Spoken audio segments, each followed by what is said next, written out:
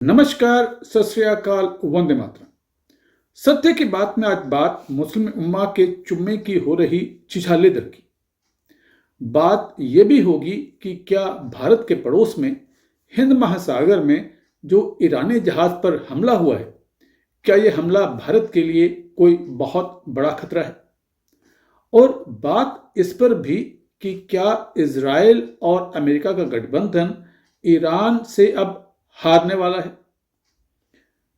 पर इस सबसे पहले एक अनुरोध कि इस चैनल को आप सब्सक्राइब जरूर करें, इस वीडियो को अंत तक देखें। अगर पसंद आए, अगर आप हमारे विचारों से सहमत हों तो इस वीडियो को लाइक करें और इस वीडियो को शेयर भी अवश्य अवश्य करें।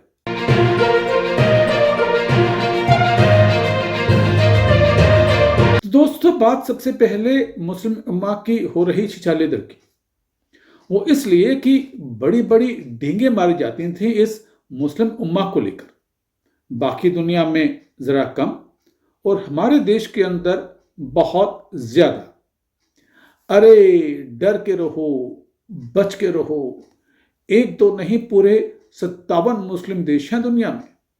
यहां हिंदुस्तान में तुमने किसी अब्दुल को वंदे मातरम गाने के लिए कहा और वहां दूसरे ही दिन पूरे के पूरे 57 देश भारत पर चढ़ दौड़ेंगे। पर हकीकत यह है कि आज इजराइल और अमेरिका दोनों ईरान की ऐसी की तैसी कर रहे हैं। ईरान की जबरदस्त ठुकाई चल रही है और पूरे मुस्लिम उम्मा में कहीं कोई ऊ आ चू चा कुछ भी नहीं। 57 देशों में से कोई एक भी ईरान को बचाने आगे नहीं आ रहा। न पूरे इस्लामिक वर्ल्ड का खुद को खलीफा बताने वाला तुर्की और न ही दुनिया का इकलौता मुस्लिम एटॉमिक मुल्क भिखारी पाकिस्तान। ईरान के खिलाफ इजराइल अमेरिका ने जो युद्ध छेड़ा है उसका अंजाम क्या होगा ये तो हम आगे डिस्कस करेंगे ही। पर इस युद्ध ने इस्लामिक उम्मा का ऐसा चीरहरण किया है कि अब इसके आगे मुस्लिम उम्मा की बात करने से पहले ये लोग 10 नहीं 50 बार सोचेंगे और फिर भी कभी मुस्लिम उम्मा की बात भी शायद न कर पाए। और अब देखते हैं कि क्या मिडिल ईस्ट में भड़के युद्ध वाले शोले क्या अब भारत तक पहुंचने वाले हैं। दरअसल अमेरिका ने भारत के हिंद महासागर वाले क्षेत्र में एक ईरानी समुद्री जहाज पर जबरदस्त अटैक करके उसे समुद्र में डुबो दिया है। ईरान का यह समुद्री जहाज जो था वो भारत में फ्रेंडली नेवल एक्सरसाइज के लिए आया हुआ था और ये जहाज अपनी जो नेवल एक्सरसाइजेस थी उनको करके अब वापस ईरान लौट रहा था। अब क्या इस जहाज पर हमला करना जस्टिफाइड था? बिल्कुल नहीं। ये अमेरिकन युद्धपोत यूएसएस लिंकन की तरह से किसी तरह के मिलिट्री ऑपरेशंस पर या वॉर ऑपरेशंस पर नहीं था। अनआर्म्ड था। किसी जासूसी या संदिग्ध गतिविधि में भी शामिल होने की इसकी कहीं से कोई खबर नहीं आई है। भारत में नेवल एक्सरसाइज लेने के लिए ये ईरान का समुद्री जहाज आया हुआ था और अपनी एक्सरसाइजेस पूरी करके अपने देश वापस जा रहा था। ऐसे जहाज पर हमला करना और वो भी इतना घातक कि पूरे का पूरा समुद्री जहाज ही डूब जाए, किसी भी अंतर्राष्ट्रीय नियम कानून की श्रेणी में नहीं आता। कोई अंतर्राष्ट्रीय नियम कानून इसकी इजाजत नहीं देता। पर अमेरिका पर तो पूरी दुनिया का दादा नहीं बल्कि दुनिया का डॉन बनने का भूत सवार है। उसे आजकल सही गलत से कोई सरोकार है ही नहीं। जो उसके मन में आता है अमेरिका बस वही कर देता है। सोचना समझना विचारना ट्रंप के दूसरे शासनकाल में अमेरिका ने बिल्कुल बंद कर दिया है। इस जहाज पर बिना किसी प्रोवोकेशन के हमले की एक ही जस्टिफिकेशन दी जा सकती है और वो जस्टिफिकेशन क्या है? वो जस्टिफिकेशन ये है कि हम कर सकते थे इसलिए हमने कर दिया। बस इसकी यही एक जस्टिफिकेशन हो सकती है और कुछ नहीं। चलिए ठीक है, ओके। आप ही की बात मान ली कि आप कर सकते थे, आपने कर दिया। पर ऐसा है कि अगर ये अधिकार आपके पास है तो ये अधिकार अब दूसरी तरफ भी चला जाएगा अपने आप। यानी आप जो कर सकते थे वो आपने इसलिए किया क्योंकि आप वो कर सकते थे, तो फिर ईरान को भी ये पूरा पूरा इख्तियार है कि वो भी जो वो कर सकता है कर डाले। और याद रखिएगा, ये शुरुआत आपने की है ट्रंप बाबू। अब कल को ईरान कुछ अगर ऐसा कर देता है जो वो कर सकता है तो फिर शिकायत मत करिएगा। आपके पास तकनीक थी, ऐसी तकनीक कि आप समुद्र के अंदर से ईरान के गुजरते हुए जहाज को देख सकते थे।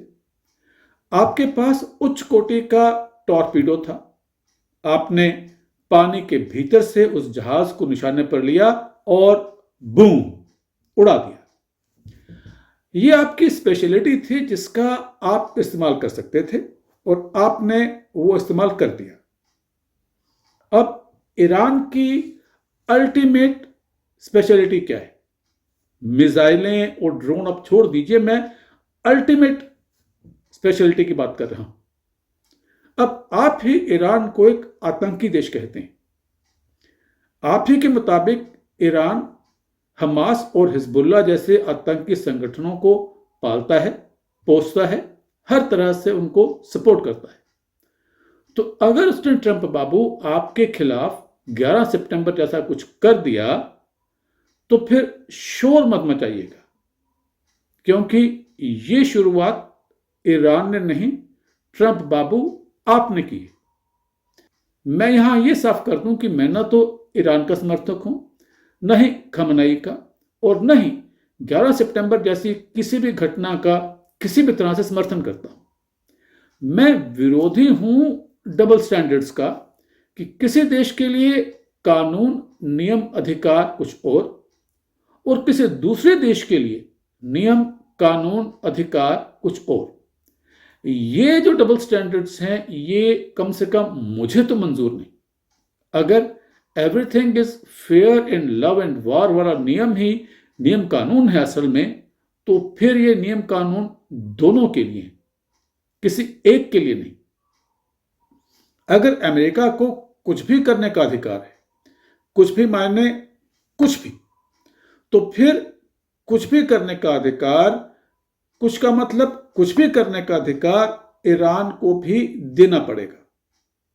ठीक है, अमेरिका इजराइल के गठबंधन के पास ताकत है, पैसा है, और मैं ये मानता हूं कि वो अंततः इस युद्ध को जीत भी जाएंगे। लेकिन जो लोग ईरान के पलटवार पर बड़े उत्साहित हो रहे हैं, उनके लिए यही ठीक रहेगा कि वो जरा सब्र से काम लें। ये जो एक नैरेटिव चल रहा है कि अमेरिका इजराइल हार गए, ये सही नहीं है। मैं इससे कतई सहमत नहीं। अमेरिका इजराइल को इतना हल्के में लेने की गलती मत करें। ये दोनों देश हथियारों की ताकत में, तकनीक के क्षेत्र में, आर्थिक तौर पर ईरान से कहीं कहीं आगे हैं। और इजराइल, उसकी इंटेलिजेंस एजेंसी दुनिया की टॉप एजेंसी मानी ही नहीं जाती, वो टॉप एजेंसी है। और युद्ध इजराइल के लिए आम जिंदगी की जैसा है, बल्कि वहां पे शांति जो है वो एक अपवाद की तरह से ली जाती। तो दो ऐसे देश जब एक साथ ईरान के खिलाफ युद्ध में हैं, तो आपको लगता है कि ईरान इन दोनों देशों को चंद दिनों में हरा देगा? सवाल ही पैदा नहीं होता। यह युद्ध आप देखिएगा लंबा चलेगा, जल्दी खत्म नहीं होगा। सीज फायर की बातें होंगी, समझौतों की बातें होंगी, दोनों एक दूसरे को और दुनिया को गच्चा देने की कोशिश करेंगे, वो भी पूरी पूरी। पर इतनी जल्दी न तो टूटेंगे और न ही झुकेंगे। आप इस बारे में क्या सोचते हैं, हमें कमेंट करके जरूर बताइए। अगर आपको ये वीडियो अच्छा लगा, आप हमारे विचारों से सहमत हो, तो इस वीडियो को लाइक करें, शेयर करें, और मुझे पूरा यकीन है कि अभी तक आप इस चैनल को सब्सक्राइब तो कर ही चुके हैं।